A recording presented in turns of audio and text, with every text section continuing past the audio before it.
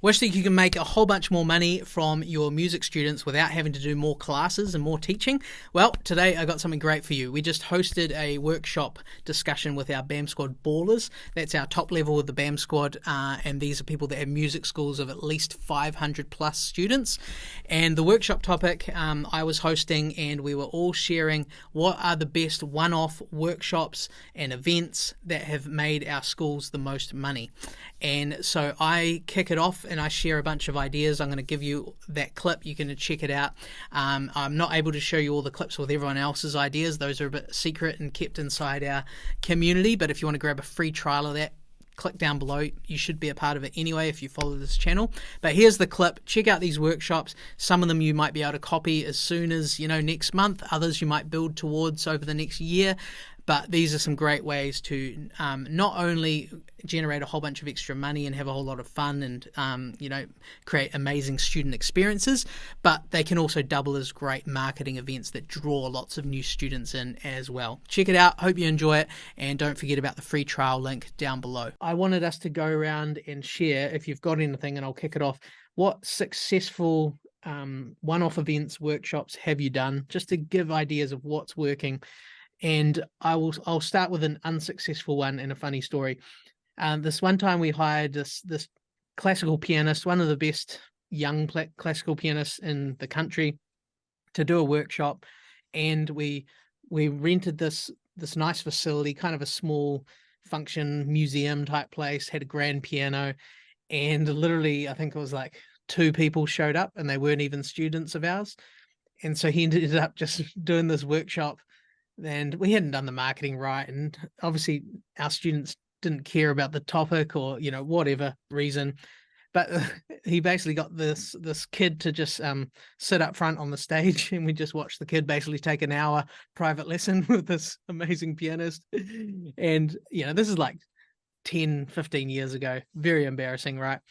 And so it's a good lesson of like, okay, not every idea that you think as a workshop is good yourself is going to work. And so I want to show you just some of the best ones that worked for me. Okay, cool. So I thought I'd just show you 5 of the most successful. We did lots of different things, but I think the number one most successful thing we did, it was our talent quest. This was the very first poster for the talent quest, I think. Or maybe there was an earlier one actually. And my theory was, the bigger the prize money, the more people will sign up. And I remember entering talent quests and, there being like hardly any prize money and thinking, oh, that's a bit lame. But our talent quest grew over time, and eventually, and I'll just scroll through a few photos.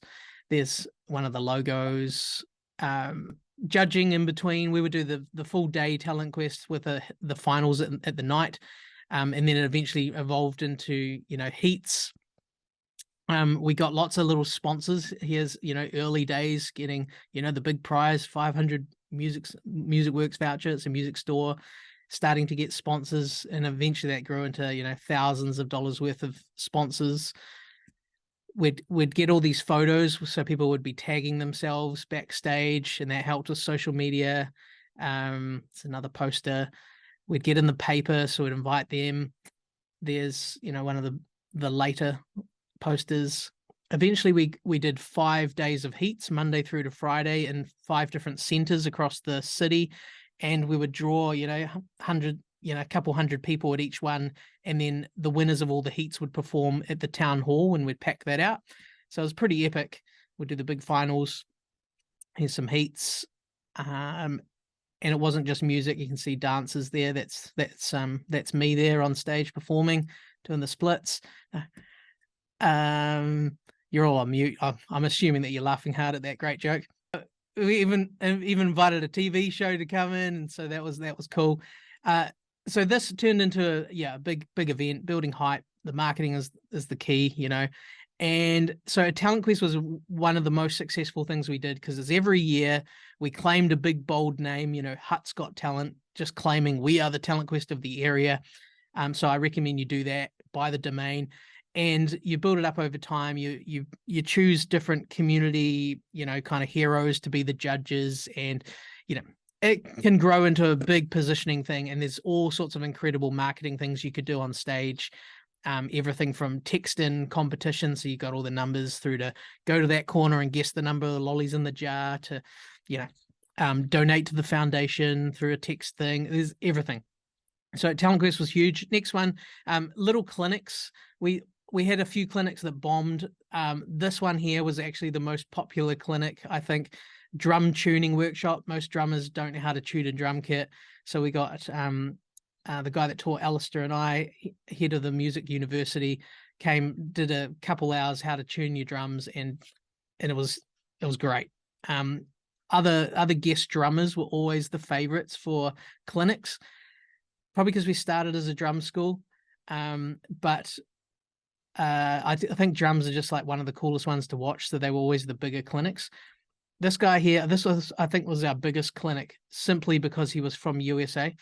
And so he was in town, and just by putting that, hey, we got this a drummer from America, lots of people came. I think you were there, Alistair. Next thing was like guest band workshops worked really well. So here's a local covers band called the Noodles. And this is another band called Supermodel. And then we had, so they played as a band, and then students had pre-learnt their songs. So these guys had an album. So we gave all the students the album tracks, and we're like, pick a song, you're going to play it with the band. And then the covers band, obviously they picked from the set list, got up, we filmed them, took photos, they got feedback from the band. Those worked amazing. Really easy to run too. This one here was in our Wellington location. That's actually the university big band crammed in. Didn't work as well, probably mainly from the location. And to be able to get up and play with the band is way too intense than being able to get up and play, like a 3-chord pop song. So inspirational to see, but a bit trickier for kids to get involved in the workshop. This next one I'll share is one that we never did, but I spoke at this, and I think you guys could do if you had a passion for like artist development. This was an artist development workshop, and I'll just scroll through the photos, but basically they had a whole bunch of musicians performing, and then talks from different people in the music industry talking about different aspects. So I did a talk about thinking outside the box and marketing yourself as a musician. Other people talked about, how to put together your first album, what recording in a studio is really like. This guy was from some sort of music magazine and talked about articles and getting interviewed and promoting yourself. So within your own teachers, you've probably got a lot of people out gigging who could put together little talks, 15 minutes, 20 minutes on different topics. And I was really impressed. This was like 9 a.m. on a Saturday, and they had, I don't know, maybe like 150 teenagers up at that time. I would have moved it to, the afternoon probably, because most of them like to sleep in. But that was a really cool workshop. Everyone loved. Final one I'll show you was early days. I started with this like rubbish bin thing I called Rad Rhythm, and I would go work with a school. Like this is a Kandala school, and taught a whole class, a whole piece. They dressed up. We would go perform at a big event. Sort of looks like this. We'd develop a piece, and then over time, we'd do even different things, like run these little workshops in schools where I would rock up with different equipment. So this literally like little shot glasses, and I'd give them whatever it is. They'd have to create a piece. It works great as like a holiday program type game, but eventually that evolved into, some of you have seen radrhythm.com, where me, Alistair, a bunch of others filmed these pieces. I'll show you really quickly. And we had it set up so that teachers could deliver this program themselves. You've all got this free as part of the BAM Squad if you've never checked it out. So we've had well over 100,000 kids have gone through this program. I won't play the whole video. You can check it out later. Content is delivered from the screen.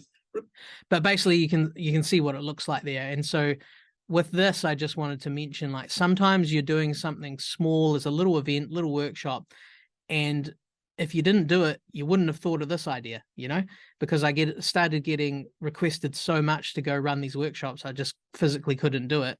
So I'm like, well, what if I could deliver it from the screen? Just like, BAM, right? All these people asking me to coach them. I can't do it. I have to record the videos, put it in a library. So there is top 5 little kind of workshop event ideas that I wanted to share.